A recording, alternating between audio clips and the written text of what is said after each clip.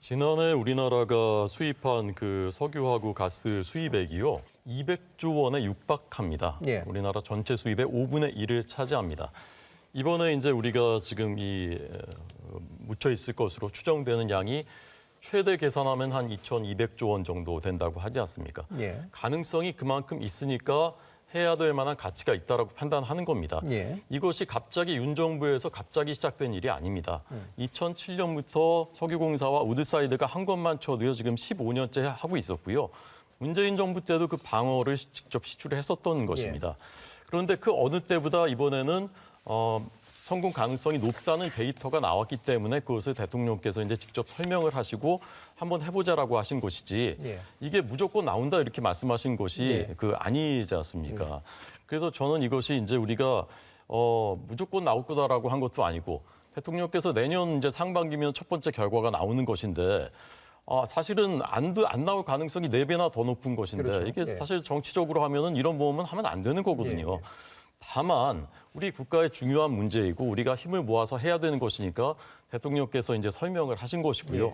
그런 차원에서 이제 접근을 해야 되는 것이지 이게 마치 뭐 들어보지도 못한 곳에서 와가지고 엉뚱한 데이터를 제시해가지고 없는 일이 갑자기 막 생긴 것 같다. 이렇게 생각하시는 그것은 곤란하다. 보통 이런 것들은 대통령에 대한 국민적 신뢰도가 굉장히 높을 때 진행을 해야 되는 겁니다. 보통은요. 지금 대통령의 지지율이 굉장히 낮기 때문에 국정 동력이 떨어져 있는 것이 사실이고요.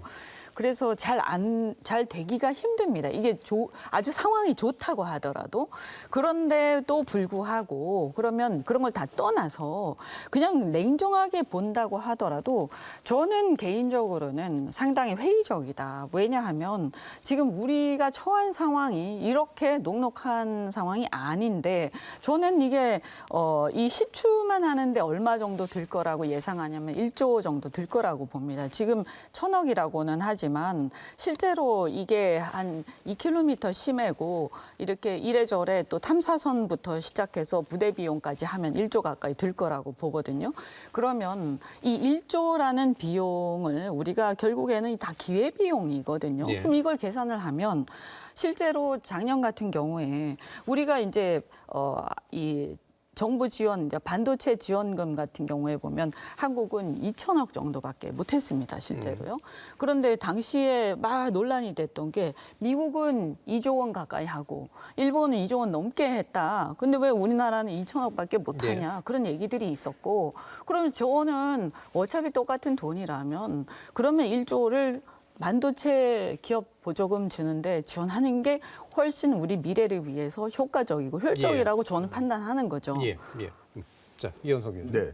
비용과 관련해서 사실 지금 액트 지원이나 이런 문제 때문에 주목을 못 받고 있는 것 중에 한 개가 정부에서도 지금 이야기하고 있습니다. 구멍을 5개 이제 시추를 하게 되는데 그 비용 전체도 사실은 한국에서 내기 힘들다.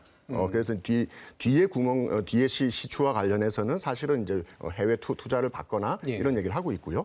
실제로 이게 지금은 이제 아까 얘기 나왔었던 호주의 우드사이드라는 업체가 지금 철수를 했기 때문에 그렇습니다만은 철수하기 전 상태를 보면은 석유공사하고 호주의 우드사이드가 50대 50 지분을 갖고 사업을 한 겁니다. 그러니까 이거 만약에 이게 그 상태에서 개발이 됐다면 수익의 절반을 호주가 들고 가는 거죠. 그렇죠. 그리고 지금 이 시추하는 것도 국내 기술이 전혀 없습니다. 그래서 해외 업체를 데려와야 되고 시추를 해서 성공을 하더라도 이거를 이제 개발하기 위한 것에 이제 수천억에서 조 단위의 비용이 또 들어갑니다. 역시 그것도 다 해외 업체들이 들어와서 해야 되는 상황인 겁니다. 그래서 이제 아까 뭐 엄청난 수익이 날 것이다라고 얘기를 하고 있습니다만은 이것이 당장 확실한 것이 아니라 기회비용이라는 측면을 놓고 봤을 때는 저는 정부가 이걸 지금 투자하는 것이 맞느냐. 이제 방금 전에 반도체 얘기도 해주셨습니다만은 에너지 측면에서 놓고 본다면 최근에 태양광이나 풍력 같은 시장이 굉장히 활성화돼서 전 세계에서 지금 굉장히 호황이지 않습니까? 근데 국내 지금 태양광 업체들, 풍력 업체들 전부 다 굉장히 죽겠다고 난립니다. 국내에 투자를 하지 않아서 그런 거죠. 그런 측면들에서 과연 에너지 부분에서 투자를 한다면 지금 어디에 투자를 하는 게 맞느냐? 석유에 수천억을 투자하는 게 맞느냐? 태양광 풍력과 같은 또는 관련한 여러 가지 2차 전지라든가 다른 재생에너지, 에너지 전환에 투자를 하는 것이 맞느냐? 예. 그 판단을 해야 되는데 지금은 그냥 산유국이 되기 위해서는 여기에 전부 다 리스크를 안고라도 뛰어들어야 된다. 예. 그럼 현재 리스크가 있는 거에 뛰어들 것이냐? 아니면 이미 이게 태양광 풍력과 같이 어느 정도 안정적이고 확보돼 있는 이쪽으로 갈 것이냐? 이 부분에서 저는 굉장히 지금 정부가 예. 판단을 잘못하고 있다고 예. 봅니다. 심해 광구 같은 데는 생산비가 다른 육상 광구나 그다음 대륙분 같이 이렇게 천혜에서 생산하는 것보다 뭐 확실히 많이 예. 드는데 이제 그런 것들을 감안해서까지 이제 생산성을 이제 확보해야 당연히 진행이 될 수 있는 겁니다. 그래서 예. 사실 뭐 거기까지 이야기하는 게 지금 우리는 첫 발을 너무 뗐는데 이른다, 지금 이거 뭐 몇 킬로 뒤에 이야기를 하고 있는 것 같지만 예. 어쨌든 뭐 그렇게라도 석유가 나오면 당연히 수익을 내기 때문에 하는 거고 이제 생산 나오게 되면 대부분의 국가들은 이제 PSC라고 그래서 프로덕트 쉐어링 그 생산부를 먼저 국가가 일정 부분 가져가고 그러니까 예. 전체를 반반으로 나누는 게 아니라 국가가 떼가는 부분이 무지무지하게 많습니다. 예, 예. 그리고 이제 연관 산업 같은 걸로 보면 사실 이제 이게 해상 광구이기 때문에 그 해상 플랜트 같은 게 이제 우리나라 조선업이 발달했기 때문에 이제 그런 데서 기여할 수 파급효과도 있는 있다. 부분이 굉장히 많고 예. 아까 생산비 같은 거 이렇게 말씀하셨을 때 우리가 중동보다 싸게 할 수 있냐? 절대로 될 수가 없습니다. 중동은 뭐 거의 배럴당 한 10불이면 생산이 가능하고 이렇게 심해에서 그렇게 그 가격으로 도저히 할 수가 예. 없기 때문에 한 40불 정도 될 것 같은데 어쨌든 근데 유가라는 거는 싸게 생산했다고 싸게 주는 게 아니라 국제 가격이 있기 때문에 사실 뭐 국제 가격에 의해서 통용되는 거고 이게 도리어 이제 저 가치는 그 우리나라에서 만약에 생산되면 우리나라 영토 내에서 생산되면 그 안정성. 에너지의 그 시큐리티, 예. 에너지 안보의 측면에서 뭐 이거보다 더 좋은 거는 있을 수가 없기 때문에 예. 자, 동해 가스전 개발에 1조 2천억 원이 들었습니다. 어마어마한 돈을 쓴 겁니다. 왜 그랬겠습니까? 결국은 2조 6천억 원을 거기서 회수했습니다, 우리가. 돈이 들죠. 그렇지만 그것을 이제 그만한 가치가 있다고 생각하기 때문에 이제 하는 예. 것이거든요. 이번에 이제 이게 시추가 된다고 하면은 천연가스는 우리나라가 29년 쓸 수 있는 양이고 석유는 4년 쓸 수 있는 양이라고 합니다. 그런데 지금 비용이 너무 많이 든다, 1,000억 든다, 뭐 1조 든다 하시는데 전 국민한테 25만 원 나눠주는 게 13조 원입니다. 여기서 이 논쟁 하자는 게 아닙니다. 13조 원은 그렇게 쓸 수 있다고 생각하시는데 이게 국가의 100년 대계가 될 수 있는데 여기에 1조 쓰는 것은 그것은 할 수가 없다. 또 반도체 투자해야지 아니면 풍력에 투자해야지. 그거 하지 말자는 게 아니지 않습니까? 이것 중에 선택해서 반도체 하지 말고 여기에 투자하자는 게 아니지 않습니까? 예, 알겠습니다. 아니 제가 요 예, 말씀을 짧게씩만 드릴 때 얘기해 주십시오. 예.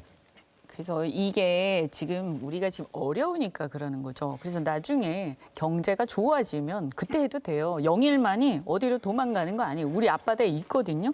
기술도 더 좋아질 거고. 예. 그다음에 석유라는 이 부존 자원들은 고갈되는 게 아니에요. 그렇기 때문에 이 기술 개발을 빨리 따라가야 되는 여러 가지 다른 대체 에너지라든가 또 이제 이 전략 산업들이 있잖아요. 이건 굉장히 급하거든요. 그래서 여기에 집중적으로 지금은 투자해야 될 때고 어려운 상황 속에서도 예. 그래서 일단 우선순위에서 저는 좀 뒤로 가는 게 맞다라고 생각이 됩니다. 더군다나 논란이 많지 않습니까? 그죠? 네, 그래서 예. 나중에 상황이 좀 짧게 좋아졌어요. 말씀드리겠습니다. 예. 말씀하신 것처럼 과거에는 60년 동안 광구를 개발했던 게 맞습니다. 근데 지금 국제적으로 석유와 가스에 대한 지금 앞으로의 전망이 어떻게 나오고 있느냐. 이제 국제 에너지 기구 IEA에서 나오는 걸 보면은 2050년도가 되면은 석유의 전체 사용량이 한 80% 정도 감소하게 되고 가스의 경우도 75%가 감축하는 것으로 되어 있습니다. 예. 그렇지 않으면 지금 얘기되고 있는 탄소 중립을 할 수가 없는 거죠. 예. 지금 35년도부터 30년 동안 이제 앞으로 개발을 한다는 건데 2060년대가 되면은 사실은 이런 논란이 필요가 없습니다. 석유 사용량이 급격하게 줄어들기 때문인 거죠. 그래서 과거의 잣대, 그러니까 과거 석유를 많이 쓰던 그런 종류의 잣대를 지금 여기에 들여서서 국가의 미래를 위해서 투자한다. 저는 국가의 미래를 위해서라면은 석유에 투자하는 것은 적절치 않다고 봅니다. 예. 혹시 발언. 예.